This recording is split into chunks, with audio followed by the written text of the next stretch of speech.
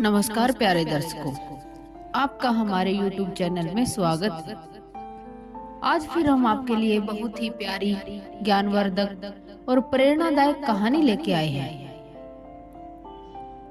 इस कहानी को अंत तक जरूर सुने और यदि आप हमारे चैनल पर नए हैं तो चैनल को सब्सक्राइब जरूर करें और बेल आइकन दबाएं ताकि आने वाली वीडियो का नोटिफिकेशन आपको सबसे पहले मिलता रहे। तो प्यारे दर्शकों, कई बार हम ऐसा सोचते रहते हैं, अगर हम अच्छा काम कर रहे हैं या फिर बुरा काम कर रहे हैं, अगर हम अच्छा काम कर रहे हैं तो लोग हमारी बड़ाई करेंगे, हमारी प्रशंसा करेंगे, हमें बोलेंगे कि तुम बहुत अच्छे हो, तुमने ऐसा किया वैसा किया, बहुत अच्छा काम करते हो। अगर हमसे कुछ गलती हो जाती है तो फिर वही लोग दूसरी तरफ से बोलते हैं कि ये तो बड़ा घमंडी है, ये तो वैसे ही करता है, इसने तो ये कर दिया, पता नहीं क्या क्या बोलते रहते हैं। और हम उसी बात को लेकर बैठ जाते हैं कि उसने हमारी बुराई की है, मैंने तो ऐसा कभी कुछ किया भी नहीं, फिर भी मेरे साथ ऐसा हो रहा है। वही असर हमारे दिमाग पर इतना बैठ जाता है कि कभी हमारी तबीयत खराब हो जाती है, कभी हमारा बिहेव ही चेंज हो जाता है, हम पता नहीं क्या से क्या हो जाते हैं। तो प्यारे दर्शकों, इस कहानी को अंत तक जरूर सुने और ये कहानी अगर पसंद आए तो इसे लाइक करें, शेयर करें और कमेंट करके हमें जरूर बताएं। तो आइए इस प्यारी सी कहानी को शुरू करते हैं। बहुत समय पहले की बात है, किसी गांव में मोहन नाम का एक किसान रहता था। वह बड़ा मेहनती और ईमानदार था। अपने अच्छे व्यवहार के कारण दूर दूर तक लोग उसे जानते थे और उसकी प्रशंसा करते थे। पर एक दिन जब देर शाम वह खेतों से काम करके लौट रहा था, तभी रास्ते में उसने कुछ लोगों को बातें करते सुना। वे उसी के बारे में बात कर रहे थे। मोहन अपनी प्रशंसा सुनने के लिए उन्हें बिना बताए ही धीरे धीरे उनके पीछे चलने लगा। पर उसने उनकी बात सुनी तो देखा कि वे उसकी बुराई कर रहे थे। कोई कह रहा था मोहन तो घमंडी है, तो कोई कह रहा था सब जानते हैं वो अच्छा होने का दिखावा करता है, वो सब लोगों के सामने अच्छा बनता है और कहता है मैंने ये कर दिया। सबको अपना एक मेहनती होने का दिखावा करता रहता है, अच्छा बनने की कोशिश करता है। तो मोहन ने इससे पहले सिर्फ अपनी प्रशंसा ही सुनी थी, पर इस घटना का उसके दिमाग पर बहुत असर पड़ा। इस घटना का उसके दिमाग पर बहुत असर पड़ा और अब जब भी कुछ लोगों की बातें करते देखता तो उसे लगता कि वो उसकी बुराई ही कर रहे हैं। यहाँ तक कि अगर कोई उसकी तारीफ करता तो उसे लगता कि उसका मजाक उड़ाया जा रहा है। धीरे धीरे सभी ये महसूस करने लगे कि मोहन बदल गया है और उसकी पत्नी भी अपने पति के व्यवहार में आए बदलाव से दुखी रहने लगी। और एक दिन उसने पूछा, आजकल आप इतने परेशान क्यों रहते हो? कृपया मुझे इसका कारण बताइए, इतनी परेशानी में क्यों हो? आप मुझे बता सकते हो कि क्या हुआ है ऐसा? मोहन ने उदास होते हुए उस दिन की बात बता दी जिस दिन वो लोग उसकी बुराई कर रहे थे। पत्नी को भी समझ नहीं आया कि क्या किया जाए, पर तभी उसे ध्यान आया कि पास के एक गांव में एक सिद्ध महात्मा आए हुए हैं और वो अपने पति से बोली, स्वामी, मुझे पता चला है कि पड़ोस के गांव में एक पहुंचे हुए संत आए हैं, चलिए हम उनसे कोई समाधान पूछते हैं। अगले दिन वो महात्मा जी के शिविर में पहुंचे। मोहन ने सारी घटना बताई और बोला, महाराज, उस दिन के बाद से सभी मेरी बुराई और झूठी प्रशंसा करते हैं।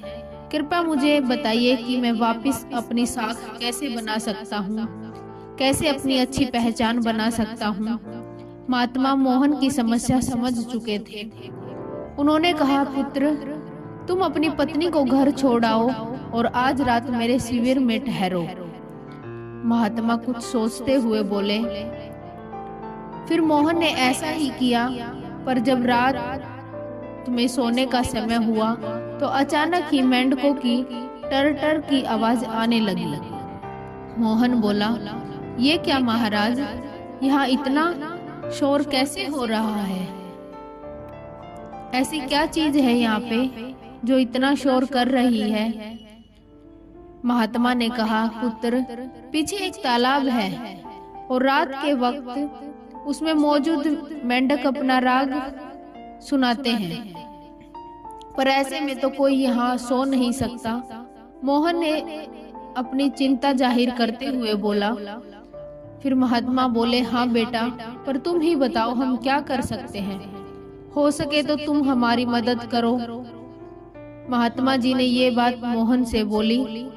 फिर मोहन बोला, ठीक है महाराज, इतना शोर सुन के लगता है कि इन मेंढकों की संख्या हजारों में होगी।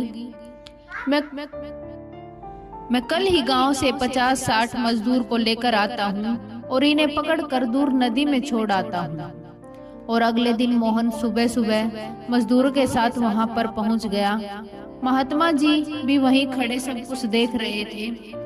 तालाब ज्यादा बड़ा नहीं था। 8-10 मजदूरों ने चारों ओर से जाल डाला और मेंढकों को पकड़ने लगे।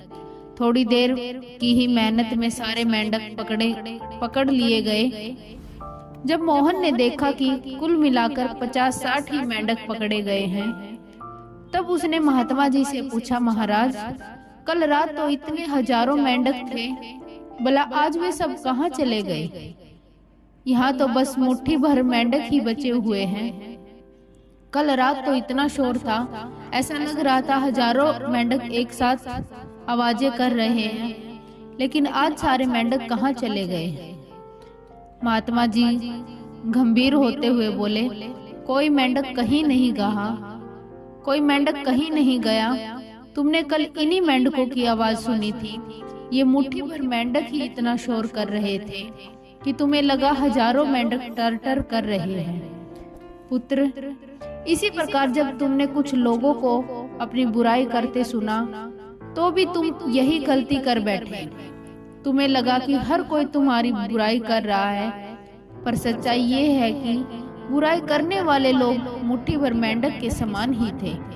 इसलिए अगली बार किसी को अपनी बुराई करते सुनना तो इतना याद रखना कि हो सकता है ये कुछ ही लोग हों जो ऐसा कर रहे हैं, ऐसे तुम्हारे बारे में बातें कर रहे हैं। और इस बात को भी समझना कि भले तुम कितने ही अच्छे क्यों न हो, ऐसे कुछ लोग ही होंगे जो तुम्हारी बुराई करेंगे। अब मोहन को अपनी गलती का एहसास हुआ और वह फिर से वही पुराने वाला मोहन बन चुका था। तो प्यारे दर्शकों, मोहन की तरह हमें भी कुछ लोगों के व्यवहार को हर किसी का व्यवहार नहीं समझ लेना चाहिए और सकारात्मक सोच से अपनी जिंदगी जीनी चाहिए। हम कुछ भी कर ले, पर जीवन में कभी ना कभी ऐसी समस्या आ ही जाती है जो रात के अंधेरे में ऐसी लगती है मानो हजारों मेंढक कान में टर टर कर रहे हों, पर जब दिन के उजाले में हम उसका समाधान करने का प्रयास करते हैं तो वही समस्या छोटी लगने लगती है। तो प्यारे दर्शकों, इसलिए हमें ऐसी परिस्थितियों में घबराने की बजाय उसका उपाय खोजने का प्रयास करना चाहिए।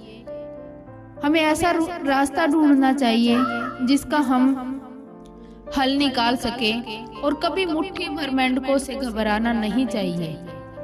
तो प्यारे दर्शकों, कैसी लगी ये आज की कहानी? अगर अच्छी लगी हो तो इसे लाइक करें, शेयर करें और कमेंट करके हमें जरूर बताएं।